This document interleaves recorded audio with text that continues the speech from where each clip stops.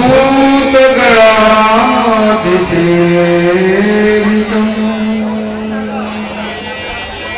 कपित जम्बो फलचारुभक्षम्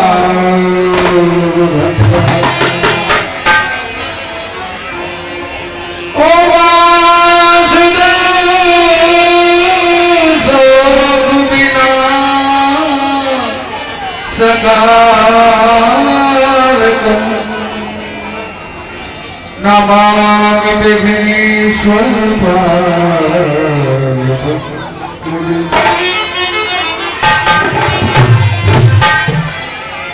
हे गणेश जी महाराज, आपकी संभावनाएं आपके गुणगान में हम क्या करेंगे, हम तो बहुत छोटे आदमी हैं।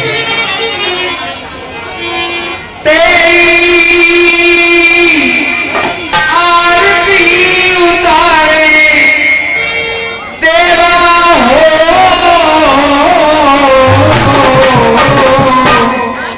जय जय गणेश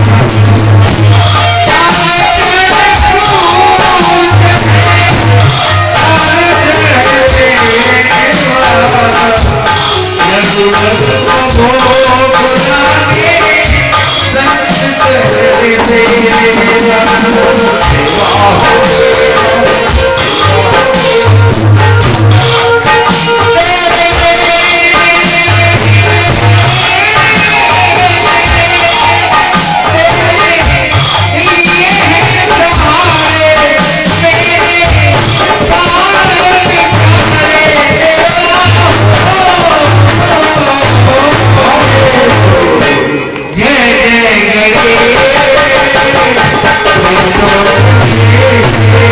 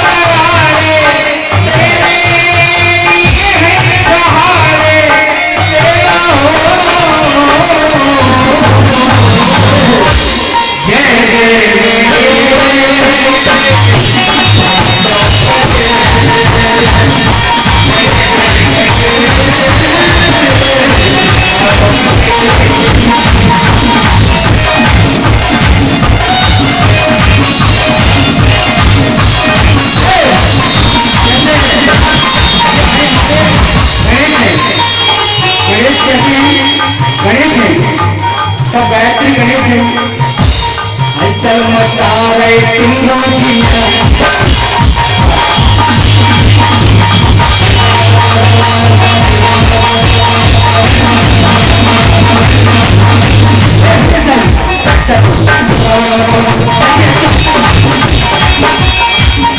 देखो भाई हलचल ऐसे भैया ये पूरा काम कर देखो हम लोग बोलिए डांस करिए ये पूछते हैं ना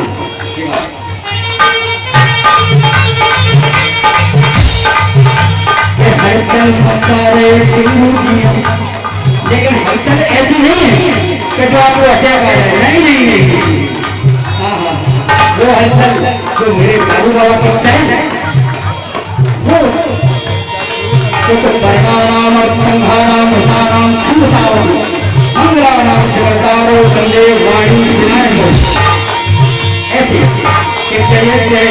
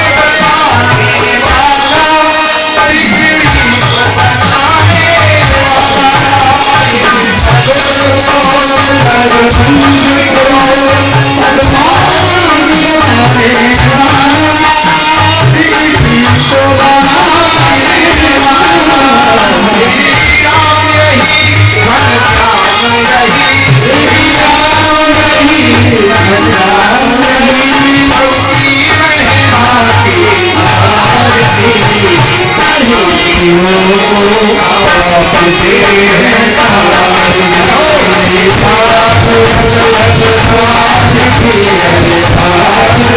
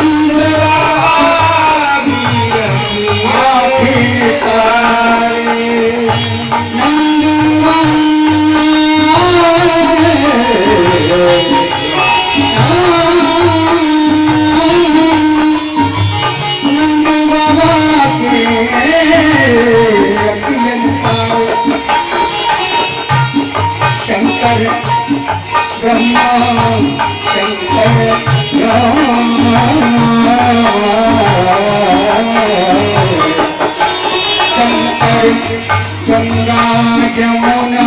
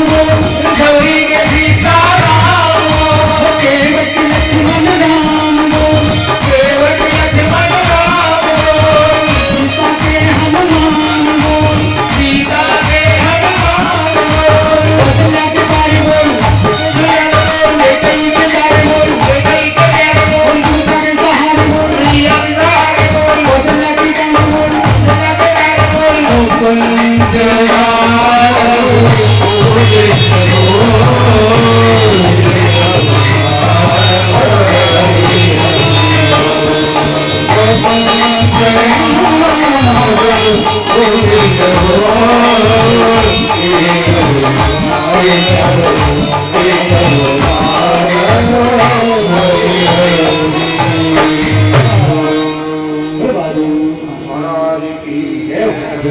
बोलिए श्री वृंदावन बिहारी लाल की जय। जय जय श्री राधे श्याम। परम मंगलमय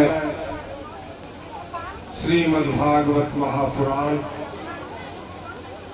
कल आपने चतुर्थ स्कंद की कुछ कथाओं का तक श्रवण कर चुके हैं। महाराज प्रसूति के गर्भ से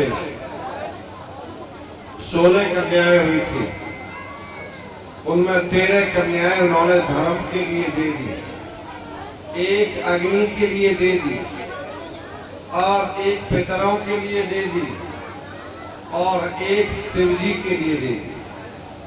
महाराज धर्म की मूर्ति नाम की पत्नी में नर नारायण भगवान प्रकट हुए। अग्नि की पत्नी स्वाहा से 3 पुत्र हुए, पावक, पवमान और शुचि। ये ही 45 अग्नियां उत्पन्न हुई और 3 इनको जोड़ करके 49। महाराज पिता पितामह को मिलाकर के ये 49 अग्नि कही जाती है। इन्हीं से यज्ञ में जब आवाहन किया जाता है तो इन्हीं से आवाहन करके और यज्ञ होती है। पितरों देखिए, हम जब हवन करते हैं तो स्वाहा बोलते हैं, स्वाहा। लेकिन कैसे? अब स्वाहा तो है, स्वाहा शब्द का उच्चारण क्यों करते हैं? अग्नि देवता की पत्नी का नाम स्वाहा है, इसलिए हम स्वाहा शब्द बोलते हैं। स्वाहा कब डालना चाहिए?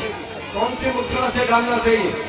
यज्ञ का ये वो है, माने सुखरी मुद्रा, ये सुखरी मुद्रा है, एक मृगी मुद्रा है।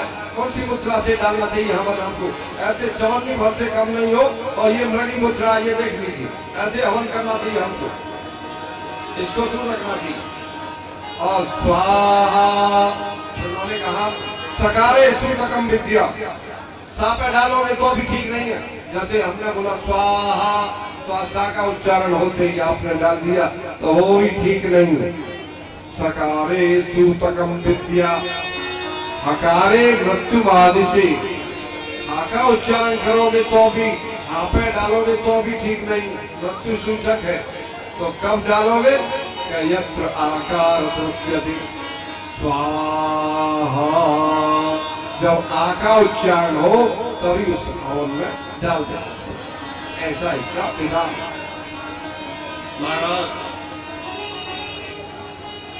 शिव जी की पत्नी जो सती थी, उनके कोई पुत्र नहीं हुआ था। उन्होंने माने अप्रौढ़ अवस्था में ही और अपने शरीर को त्याग दिया। अब वो पूछते हैं, विदुर जी बोले, ब्रह्मन भवेसी लवताम श्रेष्ठो दक्षो दुरित्रवत्सलः विद्ये समकरोत्यस्मात् मनोभृत्या सती। दक्ष ने सती का अनादर किया और शिवजी से द्वेष क्यों किया?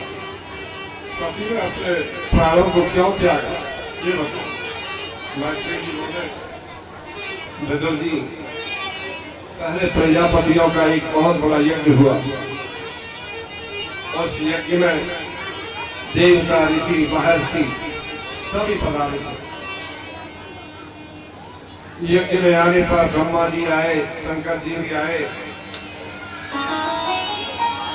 ब्रह्मा जी का सम्मान करके बैठा दिए, आसन पर बैठ गए।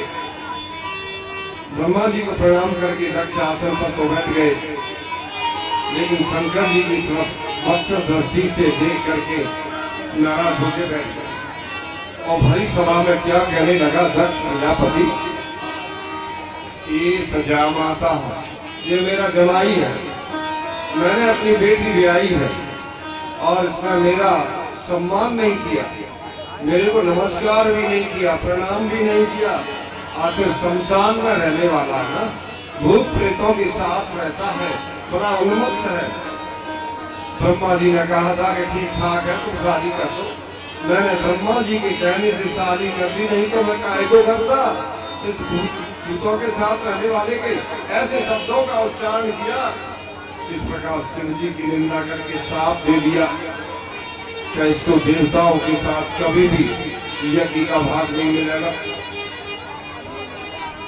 शिव जी के गण थोड़े से खिन्न हुए और दक्ष प्रजापति मारे क्रोध के सभा का त्याग करके अपने स्थान को चला गया।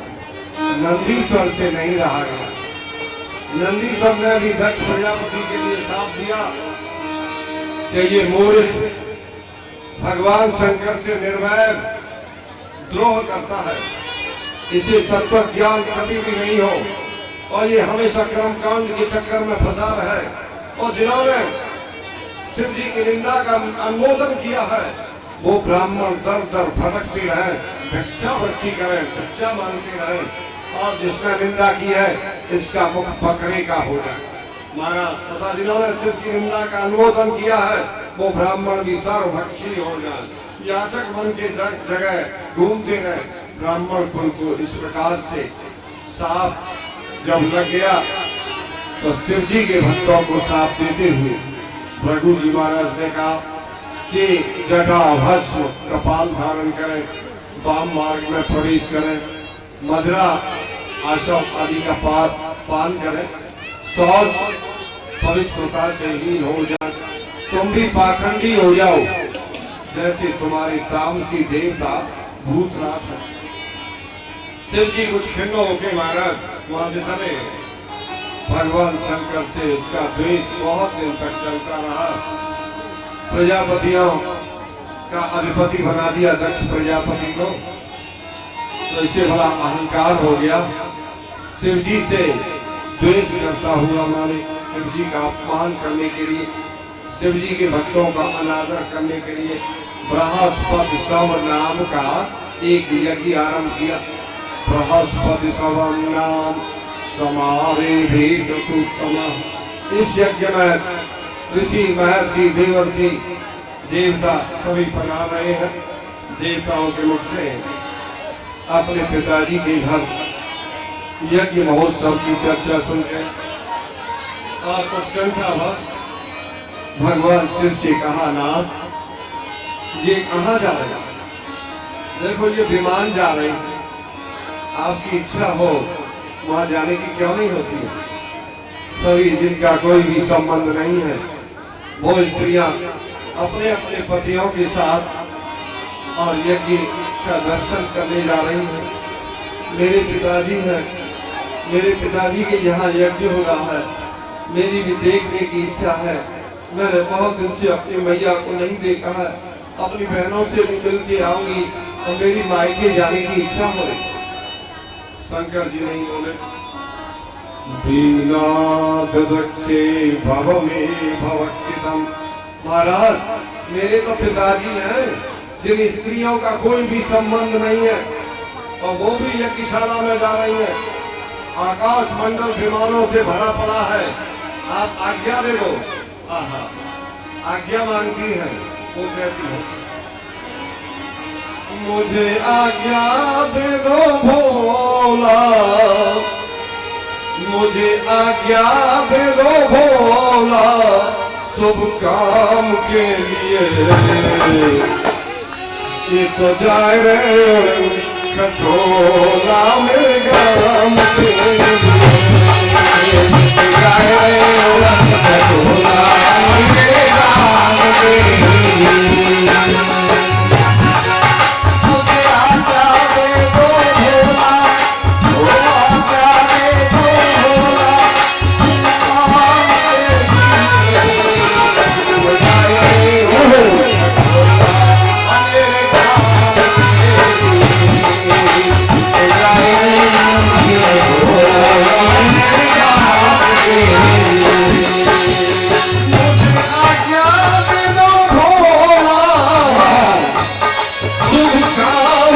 किए तो जागे भोला शुभ काम के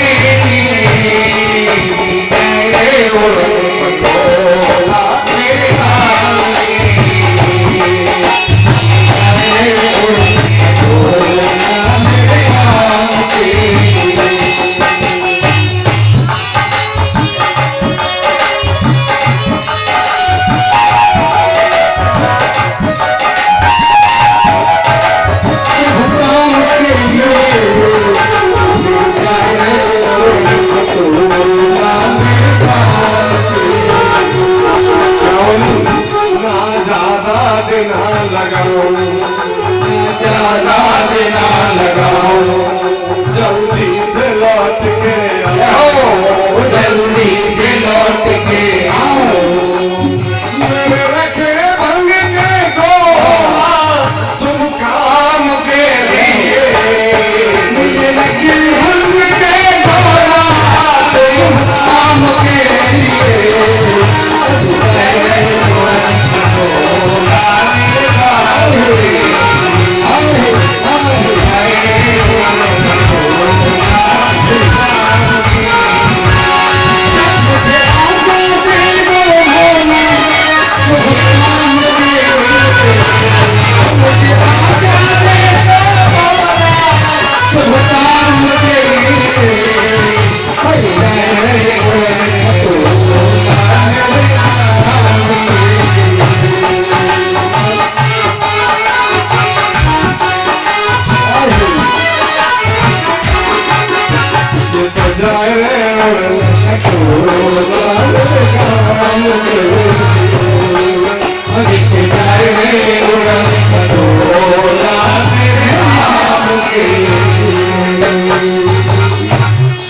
शंकर भगवान की जय हो।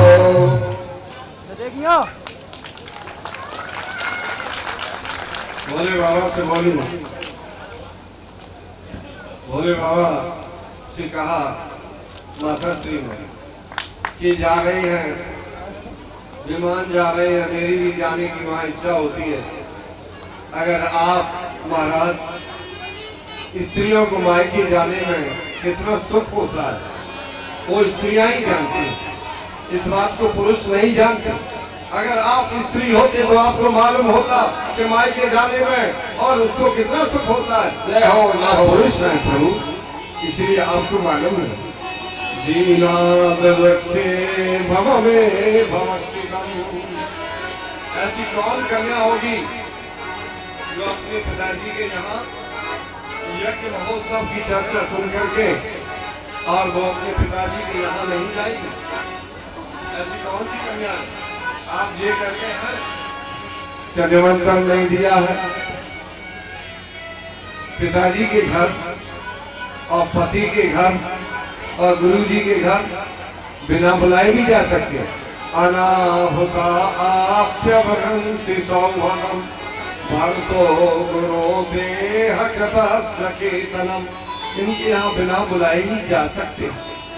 भोले बाबा बोले, देवी तुमने जो कुछ कहा है वो ठीक ही कहा है, फिर भी जो संबंधी अकारण द्रोह करते हैं उनके यहाँ जाना ठीक नहीं है। संबंधियों के दुर्वचनों से जैसी मरम पीड़ा होती है और वैसी मरम पीड़ा बाणों से नहीं होती, लाठी भागे से नहीं होती, लेकिन उनके मार्मिक शब्दों से होती है। दक्ष की सभी बेटियों में तुम सबसे प्रिय थी, लेकिन मेरे कारण वो तुमसे भी द्वेष करता है। यदि तुम वहां जाओगी तुम्हारा अनादर होगा और निश्चित ही तुम्हारा मरण होगा। यदि व्रजस्य सतिहाय मनवचो भद्रं भवत्या न ततो भविष्यति, संभावितस्य स्वजनात् पराभवो यदा स सद्यो मरणाय कल्पते। यदि तुम मेरी बात को नहीं मानोगी तो निश्चय ही तुम्हारा मरण होगा। बड़ा अधिकार दक्ष जब पाए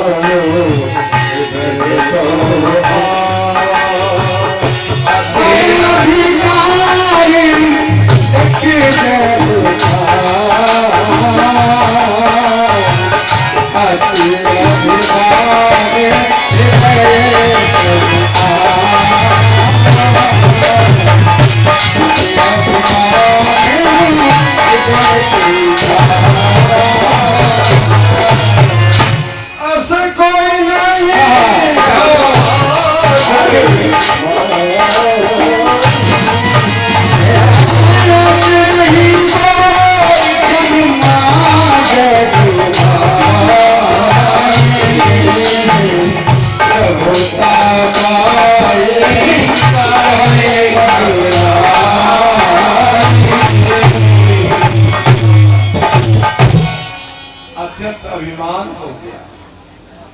महाराज सती जी कहती है महाराज तो मैं चली जाऊं। शंकर जी नेत्र बंद कर लेते हैं। सती जी फिर कहती है नाराज नहीं हो जाए महाराज, मैं क्या करूं, फिर लौट के आए। अच्छा महाराज तो मैं जा रही हूँ। तो जैसे ही चलने लगी, कहाँ नहीं जाना चाहिए, आवत ही हर से नहीं, नैनन नहीं सने, और तुलसी ताहा न जाइए, कंचन बरसे ले। चाहे सोना की वर्षा हो, लेकिन जहाँ प्रेम नहीं है वहाँ नहीं जाना चाहिए। सती जी जैसी चलने लगी, नंदीश्वर जी आ गए। माता जी अकेली जा रही हो, मेरे ऊपर बैठ गए। नंदीश्वर के ऊपर बैठ गए। शंकर जी ने कहा ये तो गई। तो उनके आभूषण थे, उनकी साड़ी थी, उनको महाराज एक पोटली में बांध के उन्हीं के साथ भेज दिया। क्यों भेजा कि अब लौट के तो आना नहीं है, इसलिए ये लौट के आएंगी नहीं और इनका निश्चित ही मरण होगा, इसलिए इनको मैं देखूंगा तो ये भजन में वादा करेंगे कि सती जी इसको पहनती थी, इस साड़ी को पहनती थी, इस हार को पहनती थी, पोटली में बांध के वो भी साथ में धन्यवाद दिया। महाराज भगवान ने जो रचना की है वही होगा और कुछ नहीं होता। सती जी चली, रास्ते का वर्णन नहीं किया और यज्ञशाला में पहुंच गई। जैसे यज्ञशाला में पहुंची, घोषोजित यज्ञ वैशम विप्रस्थजोत्रम विभुदैश्च सर्वसा। यज्ञ की शोभा पूर्ति, चारों ओर बेल फूली से आकाश मंडल गूंज रहा था। मिट्टी लकड़ी सोने चांदी के महाराज यज्ञ पात्र बने हुए थे। यज्ञ मंडप की शोभा बढ़ा रहे थे। ऋषि महर्षि देवर्षि देवता बड़े बड़े विद्वान शासी चर्चा के द्वारा मनोरम स्पर्धा कर रहे थे। सती के यज्ञ मंडप में पहुंचने पर दक्ष प्रजापति के भय के कारण कोई भी उनसे बोला नहीं, ने उनका आदर सत्कार किया। दक्ष प्रजापति ने देख लिया आ गई, वो ऐसे फेंक दिया। सती जी ने समझा पिताजी ने देखा नहीं है, कोई बात नहीं। महाराज कोई भी नहीं मिला, बहनें भी मुस्कुरा रही है। सादर मेरी भले को माता, आदर मेरी भले को माता, आदर मेरी भले को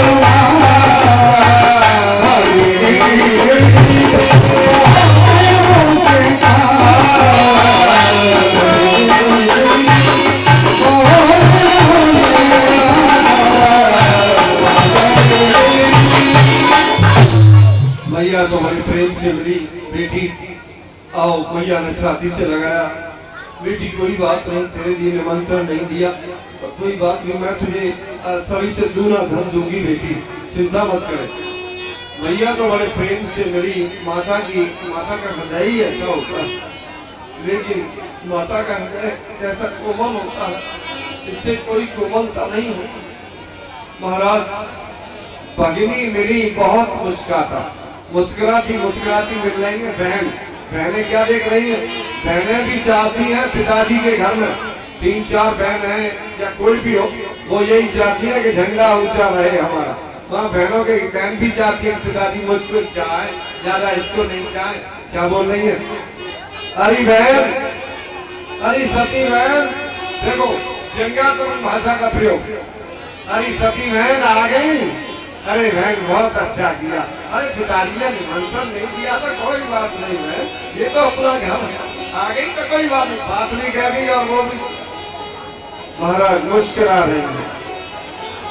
जैसे सती जी ने उत्तर दिशा की ओर देखा, ईशान कोण में शंकर जी का भाग में देखकर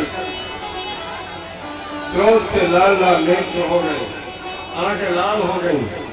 उनके आप बोली कि जिनकी सदृश कोई देवता नहीं, प्राणी मात्र के लिए और पैर का लेश मात्र भी जिनके अंदर नहीं है, वो सर्वेश्वर भगवान से आप द्रोह करते हैं, ऐसा ठीक नहीं है। इनका 2 अक्षर का नाम शिव मंगल करने वाला है, मंगल देने वाला है, और उनका चरित्र श्रवण करने से सभी संपूर्ण पाप राशि भस्म हो जाती है। ऐसे शंकर की काल भी आज्ञा का उल्लंघन नहीं कर सकता। ऐसे शंकर जी से तुम द्रोह करते हो, तुम्हारे में खुद अवगुण है, इसीलिए शंकर जी में तुमको अवगुण दिखाई देते हैं। महाराज तुम्हारी तो क्या चलाई, ब्रह्मा जी भी उनके उतरी हुई माला को और स्वयं धारण करते हैं, पुनर्वास करते हैं, महापुरुषों की निंदा करता है। आश्चर्य की बात है, तो मर धर्म शरीर कोई आत्मा जान बैठा है, तूने धर्म मार्ग का त्याग कर दिया है, धर्म के मार्ग पर चलना नहीं जानता, और तेरे से ये देह प्राप्त है ना मेरे को, इसको मैं त्याग दूं। धर्म मार्गम त्यजतु मां सखी, दुख पंके में मग्नोऽपि है।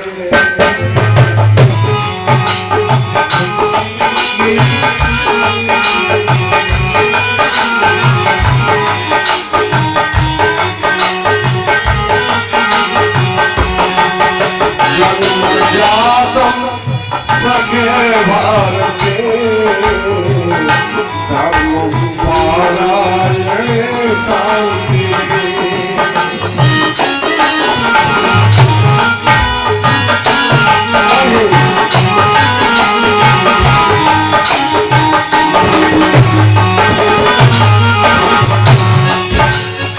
व्यास वचना त्वयं सुन सखे, कृष्ण पावे मनोदेहि।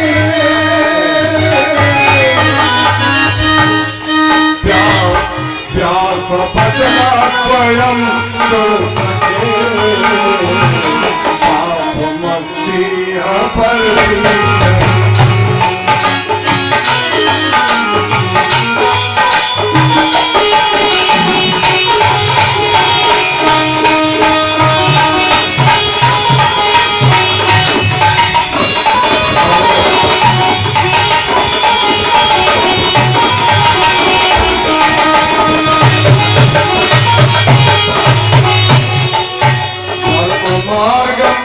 त्यजतु मां सखे, दुख पंके में मग्नोऽपि है।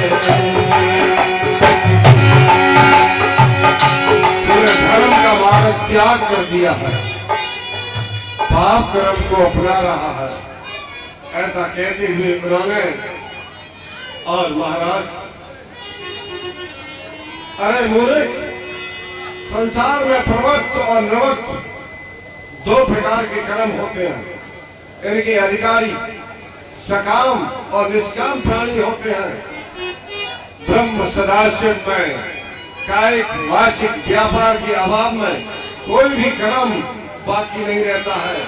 द्वयम तथा कर्मण ब्रह्म नर्चति। जब कभी तुम्हारे गोत्र का उच्चारण करते मेरे को शर्मिंदा होना पड़ता। मेरे पिताजी का नाम लेके मुझे पुकार रहे हैं, दाक्षायणी मुझसे कह रहे हैं, और मैं ये कहती मेरे पति से द्रोह करता है मेरा पिता। अब तुम्हारा ये विषयुक्त और जो अन्न खाने से मृत्यु हो जाती है, इसलिए बमन से दूर होता है, या तो उल्टी करने से दूर हो जाता है या फिर मरना ही पड़ता है। इसलिए ये तुमसे प्राप्त शरीर है, इसको मैं समाप्त करके रहूंगी।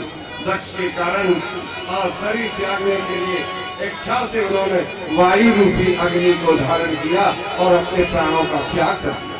बोलिए गोविंद भगवान की जय। सत्या प्रज्वाल समाधि जगनिना। सती का इस प्रकार से प्राण त्याग देखकर चारों तरफ हाहाकार मच गया। सभी दक्ष प्रजापति की निंदा करने लगे। कई दुष्ट ने अपनी पुत्री को मरने से भी नहीं रोका। इसका बड़ा कठोर हृदय है, लोक में इसकी अपकीर्ति होगी, ऐसा लोगों ने के कहने पर रुद्र के गण और उसके वध के लिए तैयार हो गए। तभी भृगु जी ने अपरातम रक्षा ऋचा पड़ के अग्नि में आहुति दी और ऋभु सम्यक देवता जलती हुई अग्नि लेकर के और शिव जी के गणों को मारने लगे। देवर्षि नारद जी से सती जी का निधन, अपने गणों की पराजय सुनकर के शंकर जी को बड़ा क्रोध आया। शंकर जी ने और अपनी अत्यंत विशाल जो जटाएं थी, और जटाओं में से और वीरभद्र को उत्पन्न कर महाराज हजार लाल लाल उसके नेत्र हैं। रसूल लेकर के भगवान शंकर के सामने आया। क्या आज्ञा है भगवान कि मेरी सभी गणों में तुम सर्वश्रेष्ठ हो, सेनापति हो, दक्ष यज्ञ का विध्वंस करो और दक्ष प्रजापति को समाप्त करो।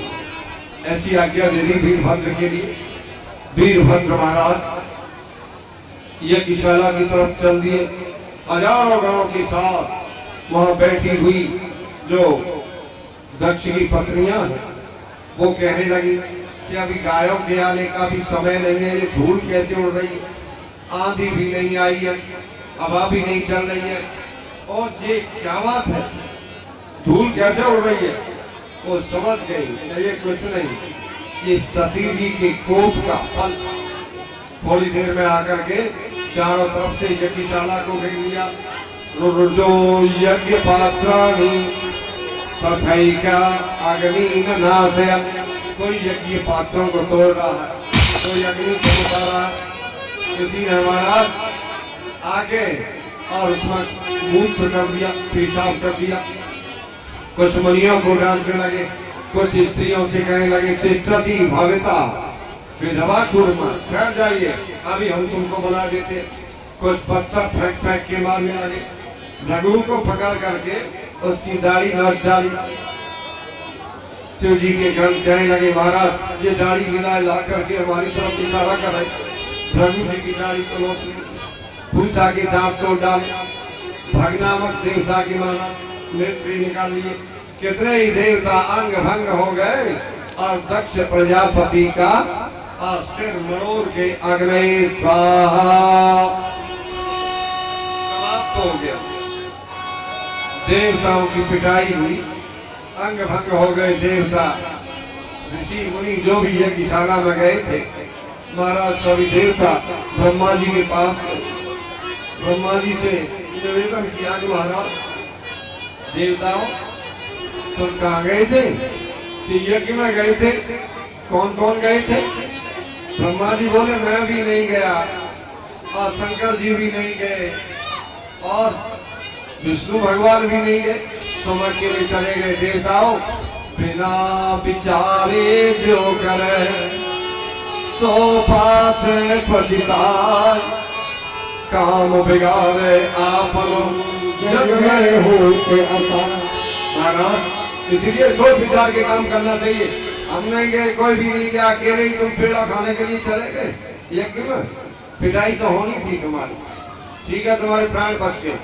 देवता लोग अब महाराज कहा शंकर जी इस समय रुष्ट हैं, चलो सभी लोग देवताओं को लेकर के और शंकर जी के आश्रम में आते हैं।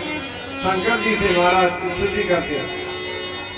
ओम नमः शिवाय, ओम नमः शिवाय, ओम नमः शिवाय, ओम नमः शिवाय।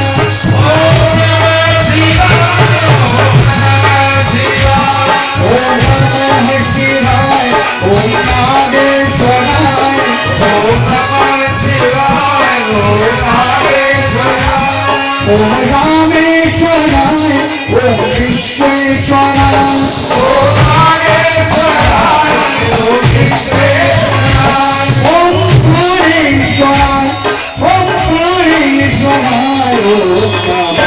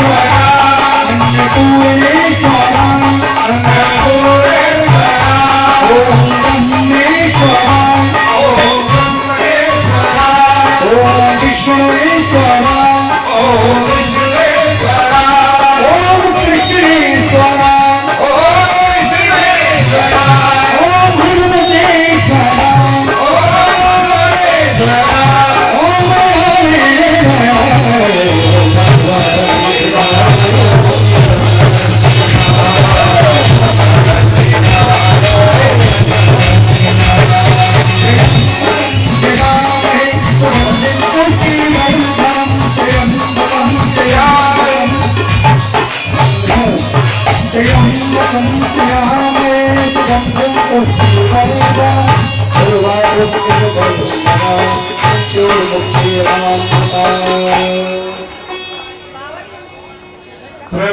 यमहे, त्र्यंबक भगवान शंकर जी के पास गए, प्रसन्न हुए। उन्होंने कहा नागम प्रजेश बालानाम वर्णयेनान चिंतये। ब्राह्मण, मैं अज्ञानी पुरुषों के दोषों को किसी से कहता हूँ और न उन पर ध्यान ही देता हूँ, केवल उनके कल्याण के लिए दंड का विधान कर देता हूँ। अब आप जैसा करेंगे वैसा हो जाएगा। दक्ष प्रजापति का सिर बकरे का हो जाएगा, भृगु जी के बकरे की दाढ़ी हो जाएगी, भूसा यजमान के दांत से खाए अथवा पीस के खाए, ऐसा उनके लिए कह दिया।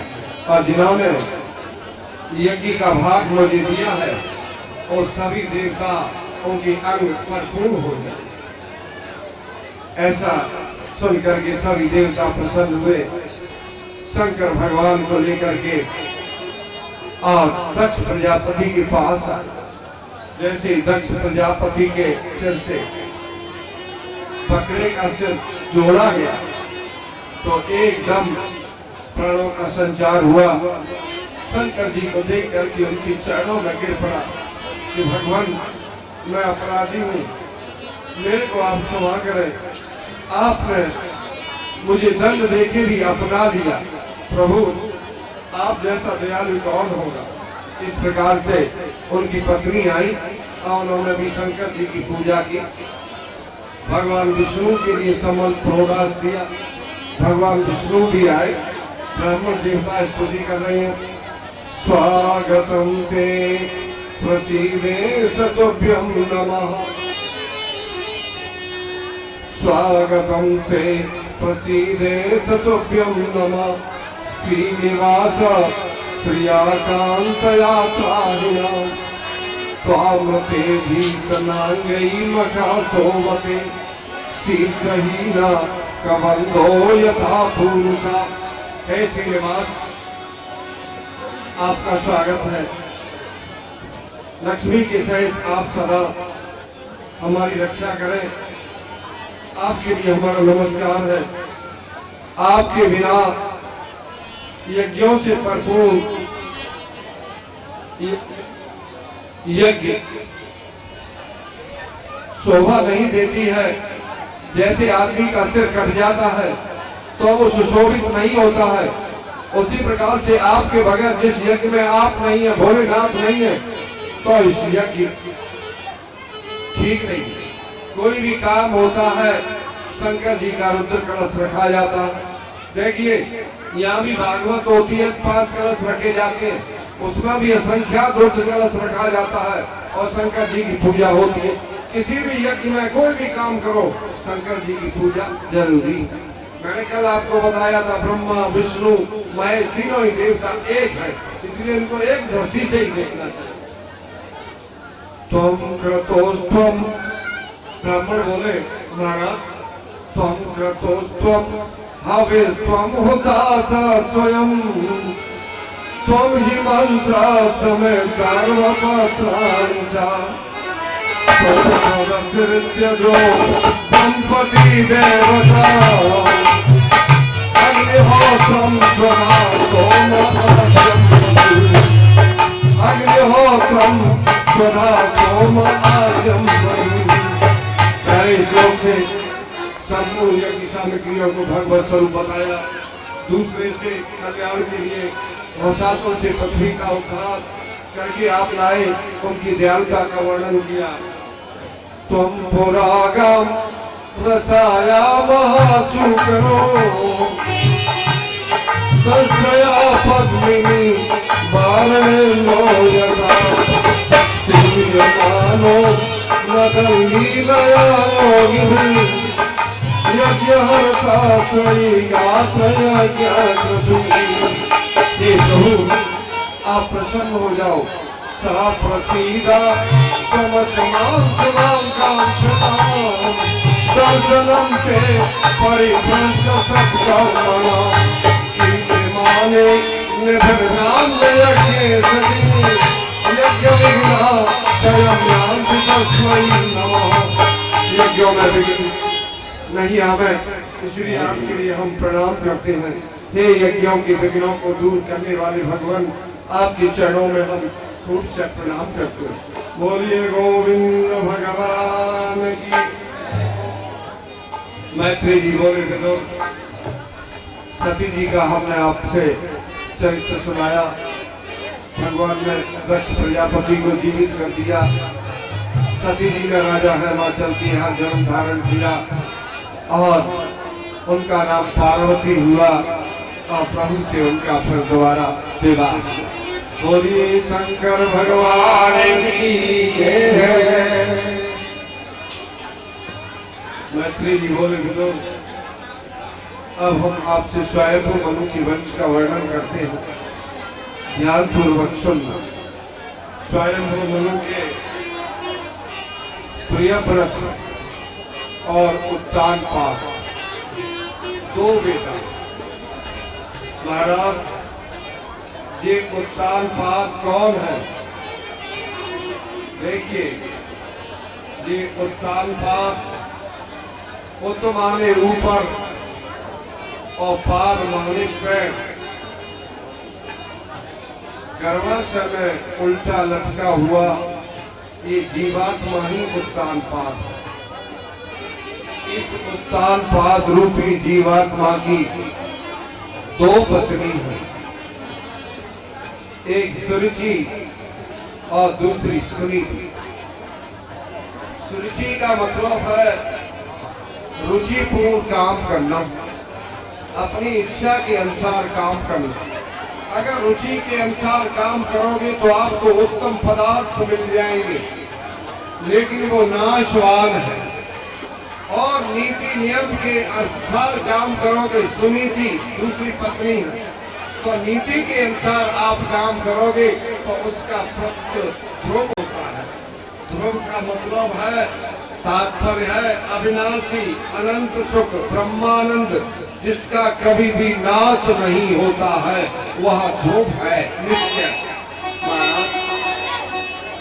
इस प्रकार से ध्रुव से कलान जपे हरि नाम, बाबा अचल अनुपम छाया, बाबा अचल अनुपम छाया। महाराज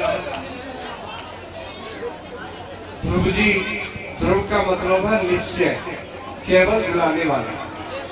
और राजा उत्तानपाद की दो रानियां थी, सुरुचि और सुनीति का मैंने अर्थ बताया। लेकिन ज्यादातर लोगों को सुरुचि से प्रेम होता है, सुनीति से प्रेम नहीं होता। जो हमारी इंद्रियां मांगे वही तो सुरुचि है, विषय वासनाओं की तरफ ले जाना यही सुरुचि है। और नीति नियम के अनुसार काम करोगे, नियम अनुसार, तो सुनीति है, माने सुंदर नीति के अनुसार चलना चाहिए।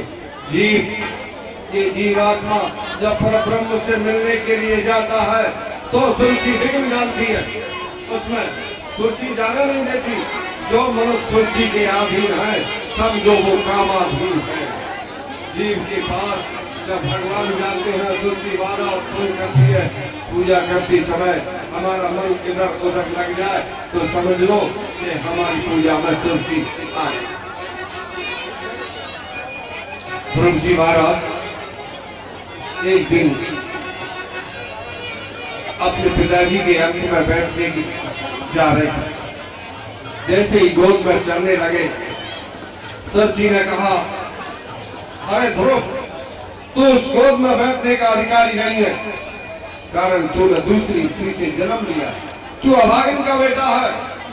यद दुर्भाग्या उदरे ग्रहीता, तू दुर्भाग्यशाली के उदर से पैदा हुआ। धक्का दे दिया, घायल सर्प की भांति गिर पड़ा, रोता हुआ और अपनी मैया के पास आया। हाँ जी। मौसी ने धक्का मारा बड़े जोर से, मौसी ने धक्का मारा बड़ी जोर से, मुझको उतारा मैया, मुझको उतारा मैया पिता गोद से, मौसी ने धक्का मारा बड़ी जोर से, मौसी ने धक्का मारा बड़ी जोर से, मुझको उतारा मैया पिता गोद से, मौसी ने धक्का मारा बड़ी जोर से, मौसी ने धक्का मारा बड़ी जोर से। बोली बेटे, माँ मुझे बताओ कि क्या मेरा क्या दोष है?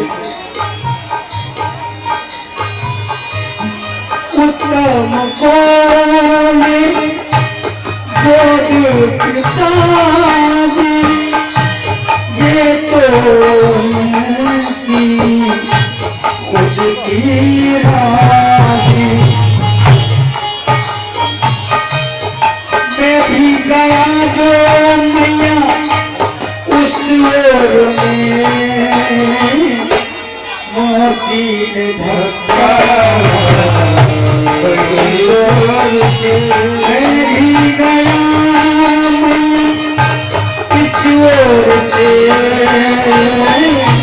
मौसी ने धक्का मारा बड़ी जोर से, मौसी ने धक्का मारा बड़ी जोर से।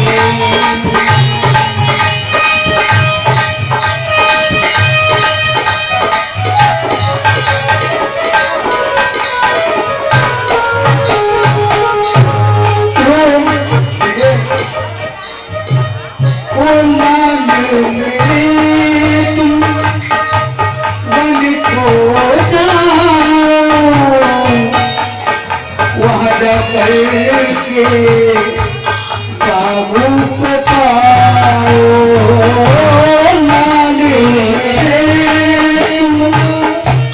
गज को जाओ, वहाँ जाके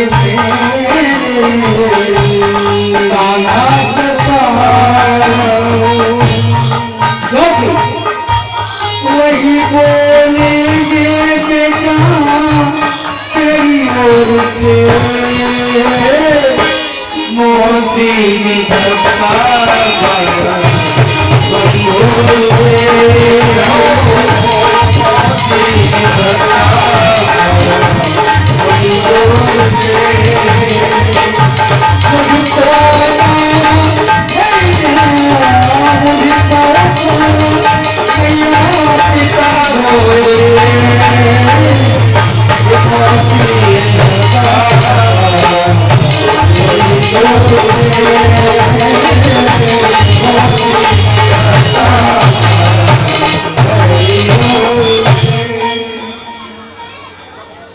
दीर्घं स्वसन्ति व्रजनस्य पारा, मपश्यति बालकमाः बाला, मामङ्गलं तातपरे समस्ता, भोक्तो जनो यात् परदोषदस्ततः।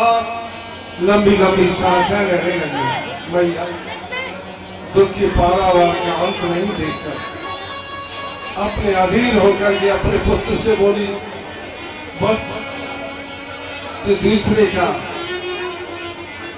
अपराध मत समझ, जो दूसरों को दुख देता है ना उसी को दुख होता है।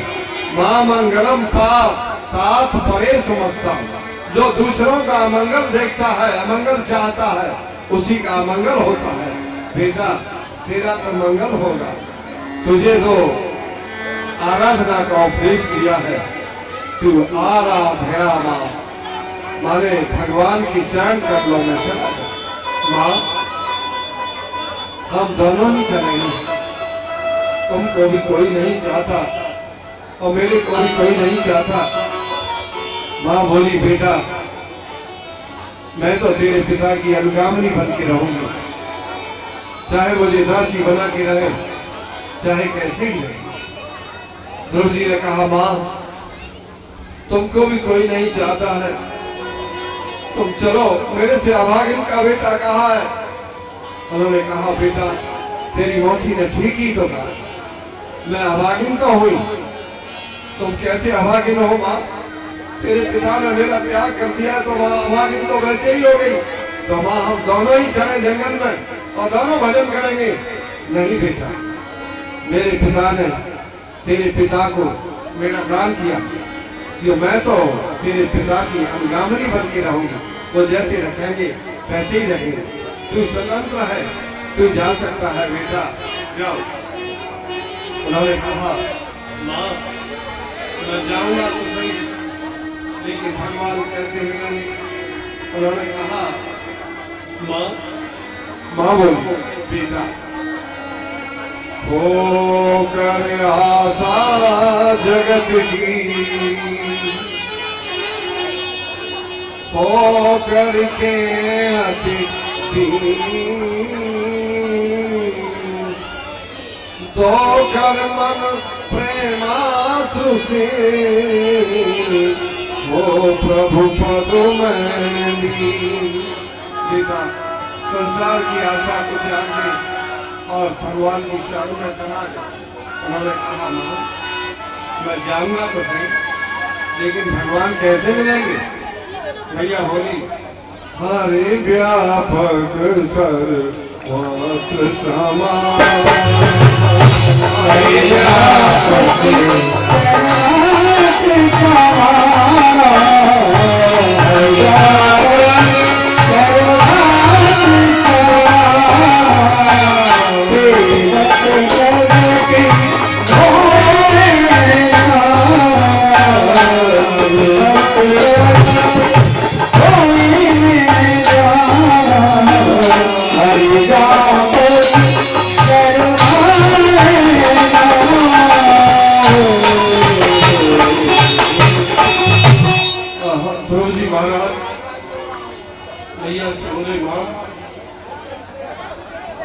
माँ की आज्ञा मान करके कहा बेटा जाओ। उन्होंने कहा कि बेटा मैं तो तेरे पिता से भी तुझको नहीं मिला सकी, लेकिन तेरी मौसी ने तो उस परब्रह्म परमात्मा से मिलने का संदेश दिया। बेटा तुम तपस्या करने के लिए जा रहे हो जंगल में, मौसी जी से मिलके जा। माने ये नहीं कहा कि झगड़ा करके कोई घर से मत जाना, नहीं तो काम नहीं बनता, इसीलिए मिल के जाओ। मौसी जी के पास आए, ध्रुव जी मौसी जी के पास आए और मौसी जी को प्रणाम किया। मौसी जी प्रणाम, कहाँ जा रहा है? मौसी जी आपकी आज्ञा से मैं जंगल में जा रहा हूँ। मौसी जी बहुत प्रसन्न है कि मेरे उत्तम को राज मिल जाएगा और इसको कोई जंगली जानवर खा जाएगा, मेरा रास्ता साफ हो जाएगा।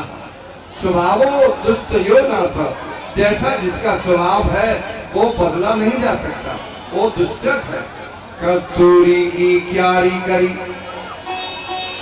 केसर की बनी खाक, पानी दिया गुलाब का तो प्याज की प्याज। माने उसमें चाहे कितना ही पानी दो, प्याज की क्या दुर्गम जा सकती है? नहीं जा सकती। जैसा जिसका स्वभाव है वैसा ही रहेगा मेरे भाई बहन। ध्रुव जी महाराज जंगल में आ गए, माता के दुर्वचनों से पीड़ित होकर ध्रुव जी महाराज की भगवान की कृपा से नारद जी से भेंट हुई। नारद जी को बड़ा आश्चर्य हुआ कि 5 वर्ष का बालक, और देखो क्षत्रियों का तेज, ऐसा तेज स्वरूप बालक है और 5 वर्ष का है, तपस्या करने के लिए जा रहा है। उन्होंने कहा बेटा तुम ये हद छोड़ दो, तपस्या तो बहुत कठिन है, जन्म जन्म यतन कराई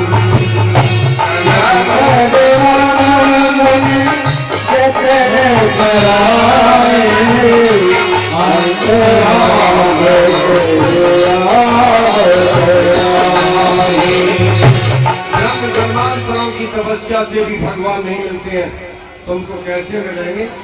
इसलिए ओम नमो भगवते वासुदेवाय।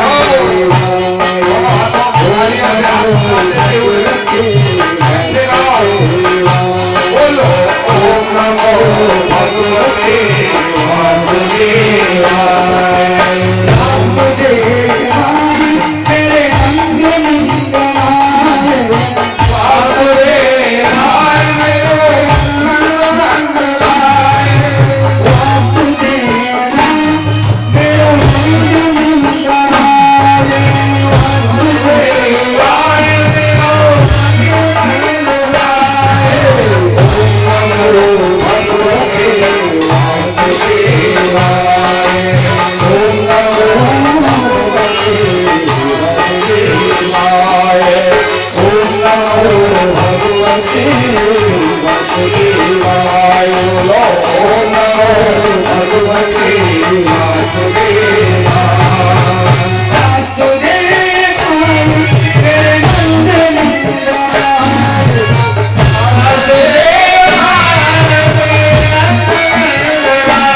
ओ मेरे नामेश्वराय। ओ मेरे नामेश्वराय।